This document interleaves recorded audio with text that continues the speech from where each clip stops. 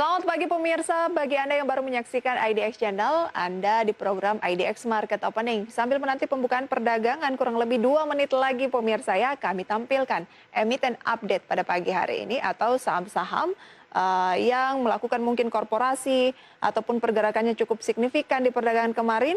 Yang pertama adalah Tebik dan BBRI, di mana IHSG ditutup menguat 0,48%, asing membeli saham Tower Bersama atau TBIG dan Bank Rakyat Indonesia BBRI paling signifikan ya. Kemudian ada Chandra Asri Petrochemical atau TPIA akan membagikan dividen senilai 38,5 juta dolar Amerika Serikat atau 75% dari laba 2020. Kemudian ada pendapatan Ciputra Development atau CTRA tumbuh 6,04% pada tahun 2020 atau 8,07 triliun rupiah. Kami meng-highlight pemirsa salah satu dari emiten yang paling banyak dilakukan pembelian oleh asing dalam perdagangan kemarin yaitu BRI. Di mana kinerja Kamis 15 April naik 1,38%, 4.410. Net foreign buy asing mencapai 95,4 miliar rupiah di pasar reguler. Kinerja 6 bulan terakhir naik 45%, pernya 29 kali, market cap-nya sekitar 544 triliun rupiah. Itu dia untuk BRI. Kembali berbincang pemirsa bersama dengan Bapak Rifan Kurniawan. Pak Rifan, tadi kita tertahan ya membahas TBIG dan juga BBRI. Kita lanjutkan dulu untuk TBIG. Anda bilang dari segi hutangnya ini sudah sangat signifikan begitu ya, 2 kali lipat dari TOWR. Apakah itu artinya Anda lebih prefer TOWR untuk kita akumulasi atau bagaimana?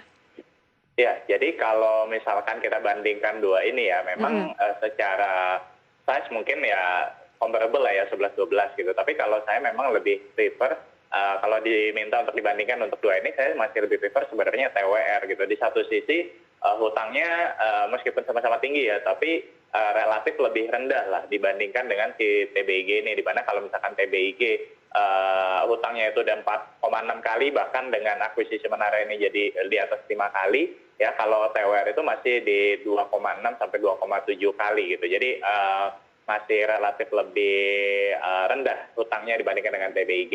Dan juga kalau misalkan dari sisi profitabilitas ya, saya sih masih lebih ngelihatnya TWR ini masih lebih stabil lah ya, ibaratnya dari 10 tahun terakhir gitu ya, pertumbuhannya juga masih lebih tinggi TWR. Oke, jadi TOWR lebih oke ya untuk di-buy?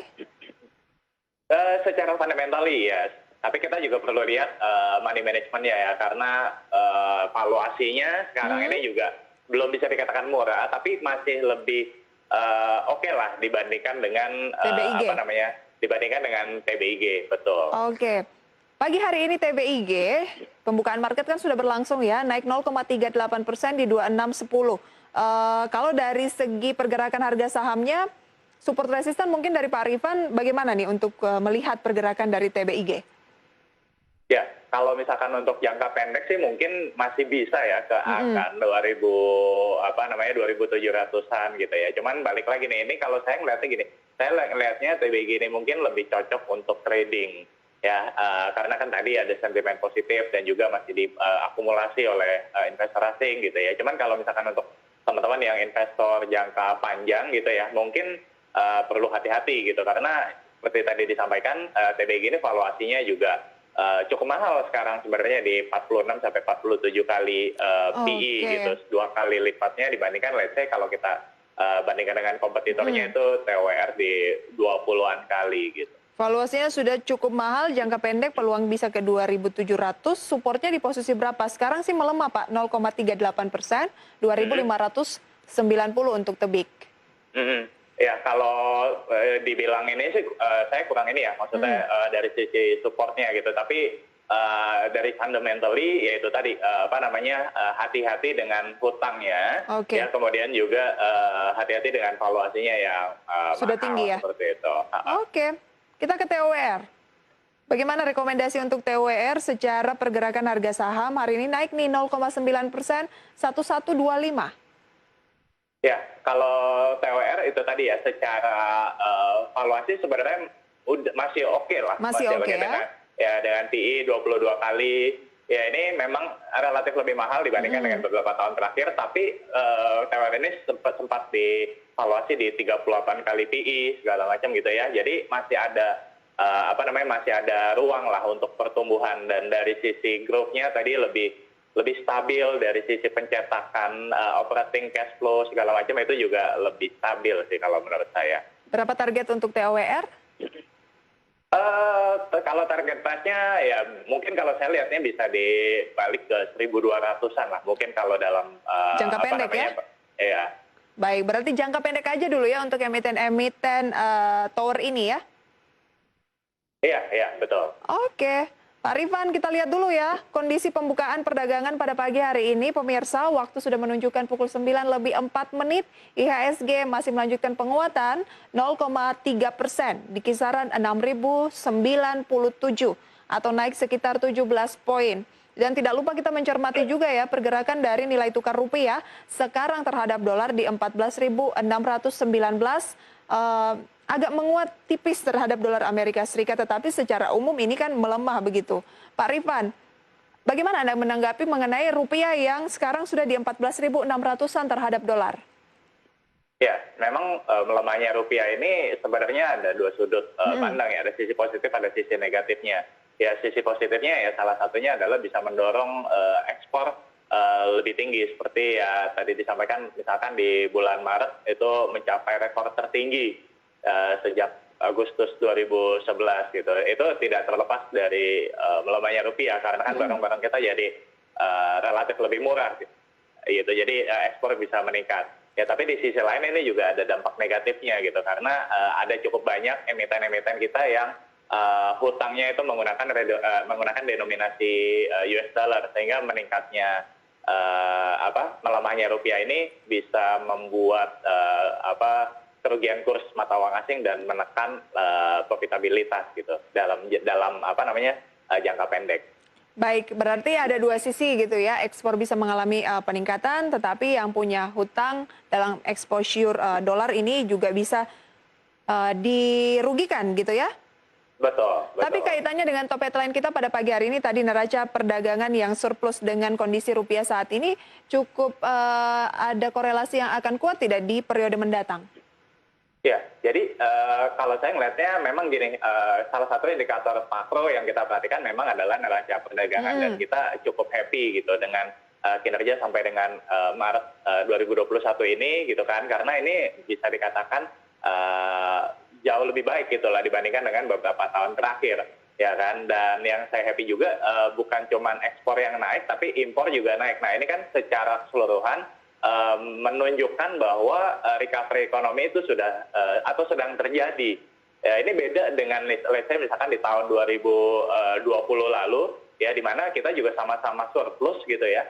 Tapi surplusnya ini karena impornya yang turun signifikan gitu. Okay. Nah, yang 2021 ini ceritanya agak beda karena ekspornya meningkat, impornya meningkat, tapi kenaikan ekspor lebih signifikan. Jadi dua-dua meningkat, volume perdagangan bertumbuh. Nah, ini kan menunjukkan bahwa ekonomi udah mulai bergulir lagi. Dan saya percaya sebenarnya balik lagi ke rupiah tadi ya, ketika surplus neraca dagang ini terjadi dan akan berlanjut gitu ya, maka rupiah ini akan lebih bisa dikendalikan nantinya. Gitu. Dan itulah yang mungkin diekspektasikan oleh para pelaku pasar, yaitu rupiah terkendali. Gitu. Oke, meskipun rupiah kita ke 14.600, tapi kalau bisa dimanfaatkan melalui sisi ekspor, ini kan juga bagus untuk neraca dagang ya. Karena yang diharapkan adalah exposure ekspor meningkat, tapi impornya juga mengalami peningkatan, tetapi tetap lebih banyak ke ekspornya begitu ya. Karena biasanya kita itu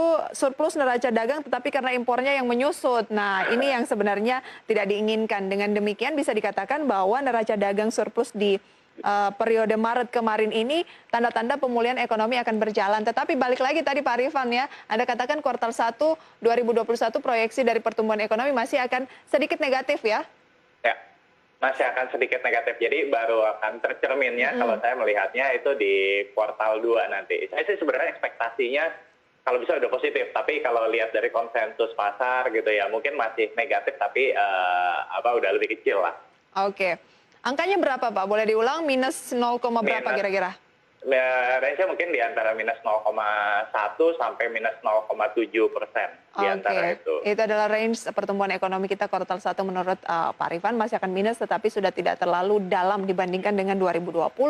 Baik, kita kembali ke market lagi ya, Pak Rifan, di mana net foreign buy tertinggi adalah BBRI yang juga kemarin merupakan net foreign buy tertinggi 4410 saat ini. Rekomendasi untuk perbankan yang satu ini bagaimana, Pak?